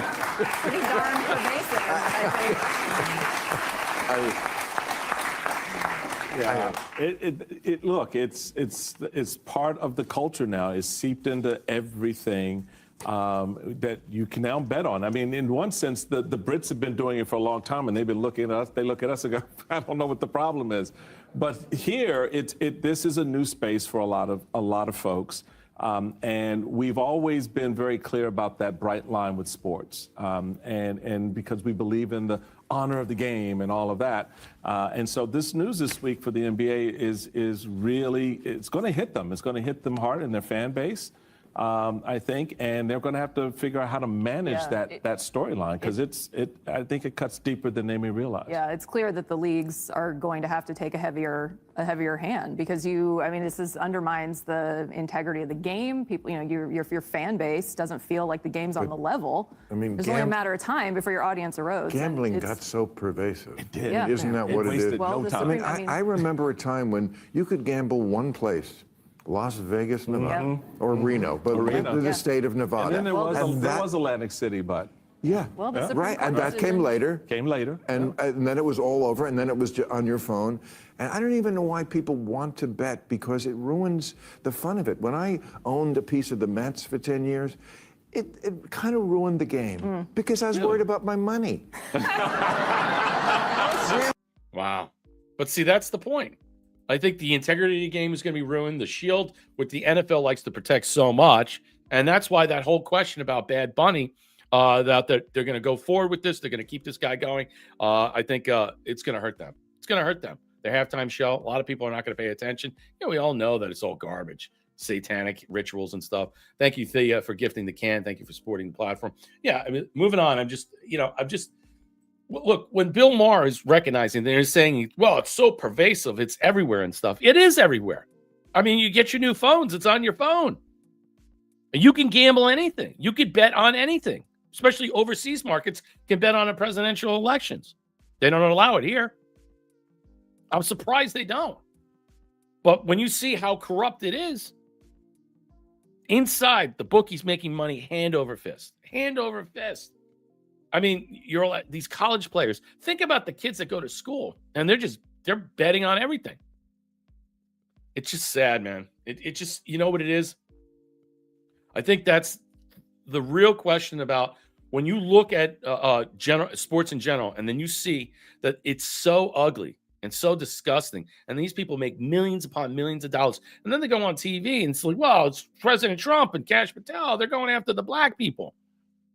You're making $20-30 million, and then you're doing illegal gambling on the side, rigged poker games to cover bets that you're behind so you can pay out your bookie, your mob bookie. I mean, honestly. And then what are you doing? You're hurting your reputation. People are going to look at sports in general, I think, over the next, couple of years after this is over, and more people are going to walk away from it. I believe so. I don't think we're there yet. I don't think we're there at all yet. And I think a lot of people eventually will wake up to the idea. It's like, why am I paying $20 for a hot dog, $30 for a popcorn, $50 for a beer? I mean, don't you know you're getting ripped off? I mean, go to a concert. The biggest scam going. Concerts, buying tickets. All right.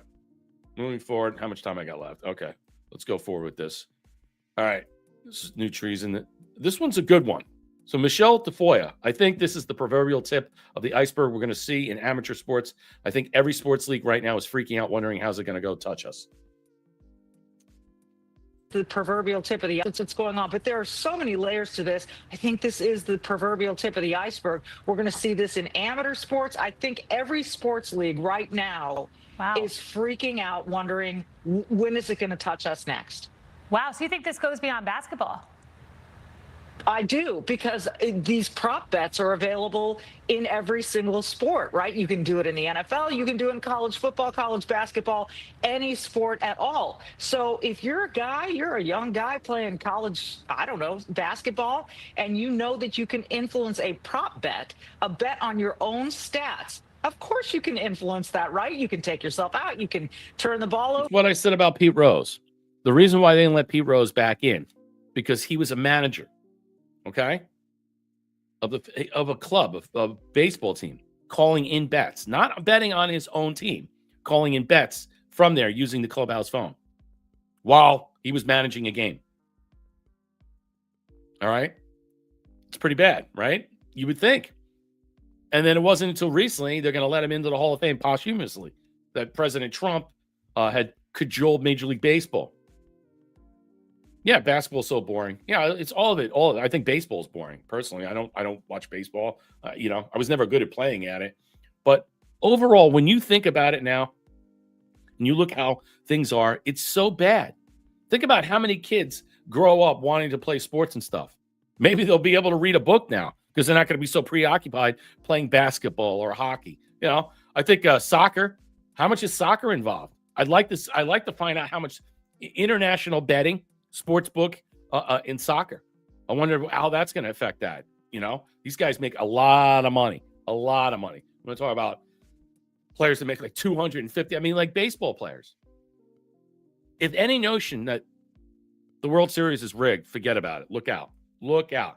And you got to think, if you're the head of the Major League Baseball right now, and you're looking at this as like, oh man, we don't need this. We don't need this right now. We don't. I mean, right now, this would be a killer for them financially overall. But I think what she's saying is that, look, it's not just basketball. It's everywhere. And you have to keep your eyes wide open. It's not rose-colored glasses. This is not what he called. But the fact that Pete Rose was strung along all this time, and he was white. And so that's why I don't understand why Stephen A. made such retarded comments. He put his foot in his mouth saying stupid things like President Trump's going after black players. No, what he's doing is he's exposing. The FBI is exposing. It has nothing to do with President Trump. The FBI is exposing the level of corruption to its base, that if the base does decide to walk away, they're really going to have to clamp down, or they're going to have to do something else. I don't know what else to say. All right, moving on. Got a couple more things to go, and before I dip out, this is the other thing. This is part of the stuff we're talking about, sound bites of stuff that that you might have missed. I saw this, and why doesn't mainstream media ever call it baby trafficking operations by cartels and other child trafficking? I missed this one the other day. So intelligence to the Mexican law enforcement that led to the arrest of a CJNG cartel-affiliated baby trafficker called La Diabla. Her whole money-making operation was centered around luring pregnant women, performing illegal C-sections, harvesting organs, and selling newborn babies. Mr. President, it's your leadership that has made all of this possible. I can tell you, in the midst of this government shutdown, our folks, like everyone around this table, are working 24/7 without pay and eager to get after this because they believe in your leadership and the mission that you have presented to them. Thank you, Mr. President. I'll hand this off to... she's the gift that keeps on giving. I can tell you that right now. I mean, if you didn't like Tulsi before, you definitely should like her now. And I guarantee you right now, she might try to run for president in 2028. No doubt about it. I definitely see it. I mean, with everything that's going on and all the brutal talk about the vice president and his wife and the kids that was done by Jen Psaki, and now President Trump throwing out there, oh, he's running. They're gonna put him in there. What does that tell you? They're gonna be losing their minds. All right, a couple more things to go, and we'll say adios for tonight. I didn't want to stay on too long and stuff. I know it's like almost 9:30. People like, yeah, water skiing, ski jumping, snow, or water. So yeah, I mean, how about the Olympics? Let's talk about the Olympics being rigged. We know it is. Undercover investigation into Antifa shows Seattle elementary school teachers are attending Antifa protests and firebombing ICE with Molotov cocktails. Seattle elementary school teachers are handing out stickers and posters calling kill ICE to the police. Wow. Listen to this. And a journalist and host of Decode the Left. So, Caroline, you've been out there and checking out some of these Antifa tents. What have you seen? Yeah, Jesse, I've been actually undercover with Antifa at multiple events in the past week, and I'm now in Portland, where I've been at the ICE facility, where you're right, they do have a ton of mutual aid supplies at the tents. But what's more interesting to me is actually the graffiti that I've seen around the ICE facility, where there are multiple calls to kill cops, kill ICE, that are posted on public property all around the blocks in the vicinity. All right, so they've been under a little bit more pressure over the last couple of weeks. There's been a lot of heat on them, the media heat. Also, there's just been more manpower out there. How have Antifa adopted? I mean, I would say from my perspective, and again, I've been out in Portland for several days now, I actually have not seen a lot of additional manpower here. And so for Antifa here, it seems to be pretty much business as normal. They're still being disruptive and blocking the roads. They're actually holding a giant disco dance party outside the ICE facility tonight. So I'm sure that's going to lead to some chaos. All right. So they don't work. They just what? Dance and light fires all night? Well, I think some of them do actually have jobs. I mean, these are teachers. Some of them are lawyers. Some of them, they're Starbucks baristas. They're Amazon employees. So I don't necessarily agree with the notion that they don't work. And that's actually part of how they fund all the supplies in those tents is through something called mutual aid, where they take their salaries and they're donating to those supplies. But certainly there are some that are kind of out there 24/7. All right. So some do, some don't. But you're saying there's teachers that go and teach elementary school, and then at night they throw Molotov cocktails at a building?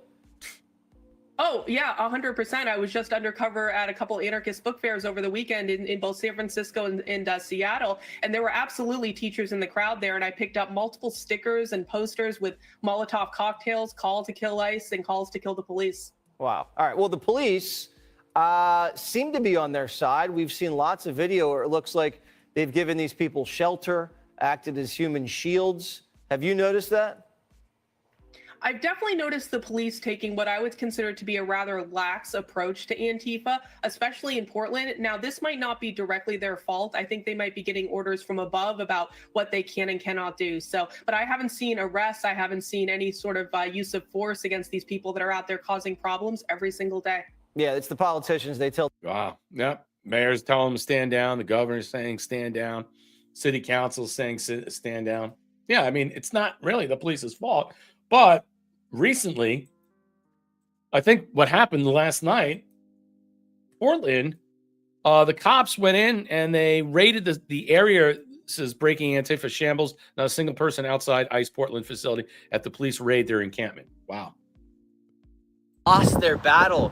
You have absolutely nobody outside the ICE building right now. Their encampment has been completely shut down. You do not see a single member of Antifa, as the police actually came in today and said they cannot no longer be here. It looks like a hoarder's house here, but you have quite literally everything from buckets full of medicine, toothpaste, floss. You have food right here. You have all sorts of medical gear as well. They had boxes full of masks, and they had a load supply of water.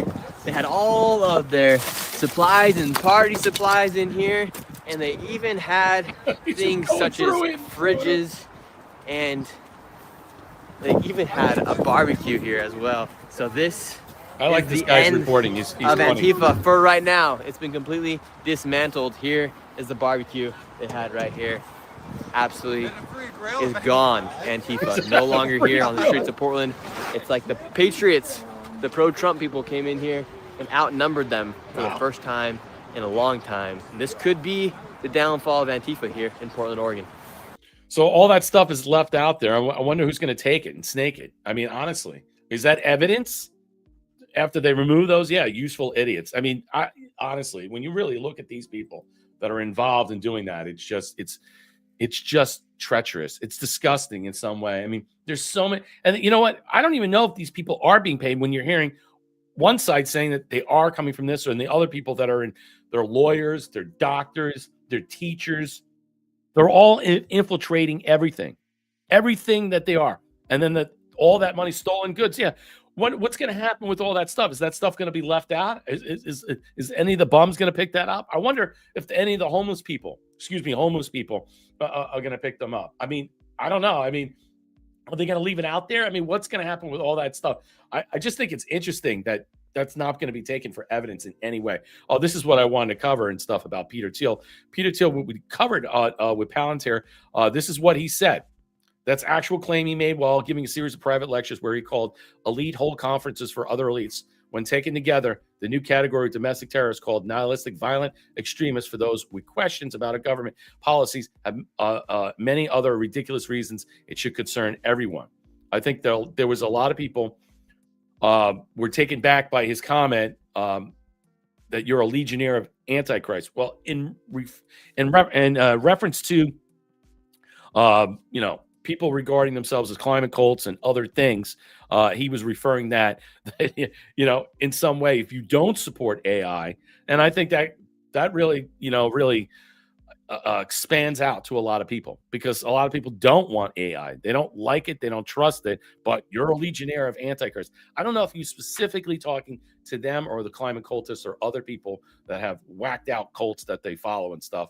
But I would argue that the people that are on board, these people that are on board with AI and stuff, wouldn't you say in some way they have some responsibility to bear, especially if, this guy wrote a 4-part series talking about the Antichrist and how AI is going to usher it out. These are the things I worry about. I think I'm more worried about them than China or Russia or Israel or any of that. I really do. I'm so worried about AI that when I think about how it is, and just look around the chat box, they become alive. They become actualized. They're aware of you. They know your age. They know how old you are. Eventually, they're going to see you. They're going to be communicating. Go watch that Megan. It's about an AI droid that was created to protect their daughter, and then becomes, loses her mind and starts killing people. What a shocker.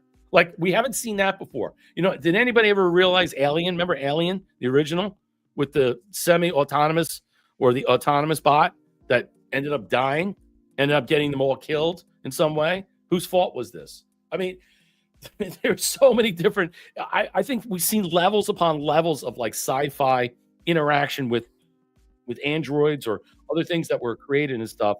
And we're moving fast as hell to get to that level. I think we're already there. I think AI is in pretty much everything these days. You're just not aware of it. It's in the banking system with the algorithms. It's inside of government now. Whether that's a good thing or not, it doesn't matter. It's replacing all the people that were corrupt, that were on the dole, that were on the take. Trump one gift to the cookie. Thank you so much. Thank you, Thea donated 600 gold pills. Thank you. Great show, Brett. Thank you. And thank you for the can. Ricky Bobby, thank you for the can as well. All right, moving on. Let's see. Do I have time for one more? Yeah, let me play one more. All right, I was going to get into something else, but I don't think I have time. So we'll just play these last two. I'll just cover this right now. All right, so this was something I was going to save for later or for another thing. But I found this interesting, and I thought, well, I'm not going to play it because, like I said, I don't buy into everything so much. But a TikToker claims President Trump's new White House ballroom construction will disrupt the Freemasons layout of Washington, D.C., which was intentionally designed with symbolic geometry. I'm sure there's some people in the chat will probably like to hear this. So listen to this. Design of Washington, D.C. As you know, this was built as a Freemason city, and there's a lot of sacred geometry in Washington, D.C. You get an overlay of this with Freemason symbols and the star, which of course looks on the surface like a satanically built city because of the geometry of this place. Now, if you didn't know, Donald Trump is building an archway and adding to the ballroom. So this sacred geometry that's been set up in Washington, D.C. is about to be considered asymmetrical now, and it's going to fuck it up. So this, quote, sacred Mason geometry that's been a part of Washington, D.C. for 250 years is about to be knocked out of whack and out of alignment because of Donald Trump's plans of what he's building. And you know the thing is about that. Remember President Trump in the Oval Office showing pictures of the ballroom, and he's saying that the military is involved with the construction, probably the Army Corps of Engineers, the construction and the expansion of the ballroom, the East Wing in general. Alita says East Wing never really existed to begin with. Yeah, it's interesting that it was just the cover there for underground tunnels. I understand that, and whatever other stuff that's going on. But I think that there's this and many other different things that you could think of really, gnaw at you. And you kind of wonder, it's like, what is this really about? Is this part of this? I mean, if the military is involved with the reconstruction and the creation of this ballroom and other things involved, what else we're not finding out that they're involved with a building or something else in DC? That archway is going to be amazing. And so when I look at this and I think, okay, well, maybe there's something there, because it does look like a pentagram or a Pentecostal, the way you look on it, it's all lined up. And there's something about that is off. Yeah. I mean, it seems like that what he's saying here and stuff, the way it's mapped out and stuff, it was designed in that manner. Okay. So people haven't talked about that. I'm going to talk about it. I just did. And whether Donald Trump knows it or not, this is absolutely fantastic. It's almost like Donald Trump's building plans are a physical thorn in the side to what Washington, D.C. was all about. This is absolutely fantastic news. I love this. I want to see Trump build more shit. Hey, what's up, America? Yeah, I mean, he's saying he's got other people involved, benefactors that are involved in this. There's other people that are putting money up, including him, that are helping redesign DC, redesign a lot of different things. I think it's great. I mean, look, I'm not saying that whatever this is, what he's saying and stuff, I don't know if I can, throw down with that and say that's real or not. I don't know. But, obviously there are things that President Trump is doing that we're seeing, we're recognizing what the problem is, but I'm not really sure about what this is about. I really don't. So I know this was a big video people were talking about, the geometric, and I get it. But why is President Trump building an arch? He's building this and there. Well, if you ever look at some of these palaces in other places, how they're set up, they're beautiful. He's saying, why can't we have that in DC? Why is it that we can't have this? So when people pull up, they can pull through the archway and goes right to the White House. It's going to be glorious. I mean, look how Trump National is set up. I mean, he's creating this architecture that's just going to be something, not just what people say providential. I think it's something more. When you look at history and you look at Paris and England and Italy and some of the architecture that was done mid-century, 15th, 16th, 17th century and stuff. Let's just say the Renaissance around, and you look at some of this architecture and stuff. I mean, the magnificence of it. We don't have that per se. And with a lot of these Democrat cities that are run into the ground, they look like shitholes. So it's good that they're doing something about it. I like the fact to see these things more. I don't know what else he's got planned for DC, but you know, the opportunity to go visit DC is definitely going to be on my list now because I never wanted to go there now, knowing how bad crime is and stuff. But there is definitely an opportunity. I definitely want to go and see. So I'll release the gold pills and stuff, and that's the end of our show and stuff. Let's see. Okay, let me see if I can get these out. All right. So I released the scratch offs and stuff. I will return tomorrow with Marshall for the Monday Rise Trifecta that we do Monday, Wednesday, and Friday at 7:30 p.m. I want to thank everybody for supporting the platform. Hope you enjoyed it. I guess when Thomas returns, we'll be doing shows again. So I don't know when that's going to be. I know someone asked that in here and stuff. But yeah, I think eventually we'll get back to doing shows too. So I'll be doing double duty as well. So thanks again, everybody.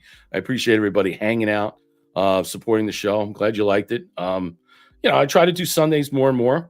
Try to get out there and do it because a lot of people I like Sundays and stuff. I like Sunday shows too at night, and I like to do it differently. I don't want to just cover everything and get involved with all this other stuff, but something different, something fun because people are like, I like a show on Sunday. Okay, I was all set to attend the inauguration, but it ended up being inside. I remember Trump won.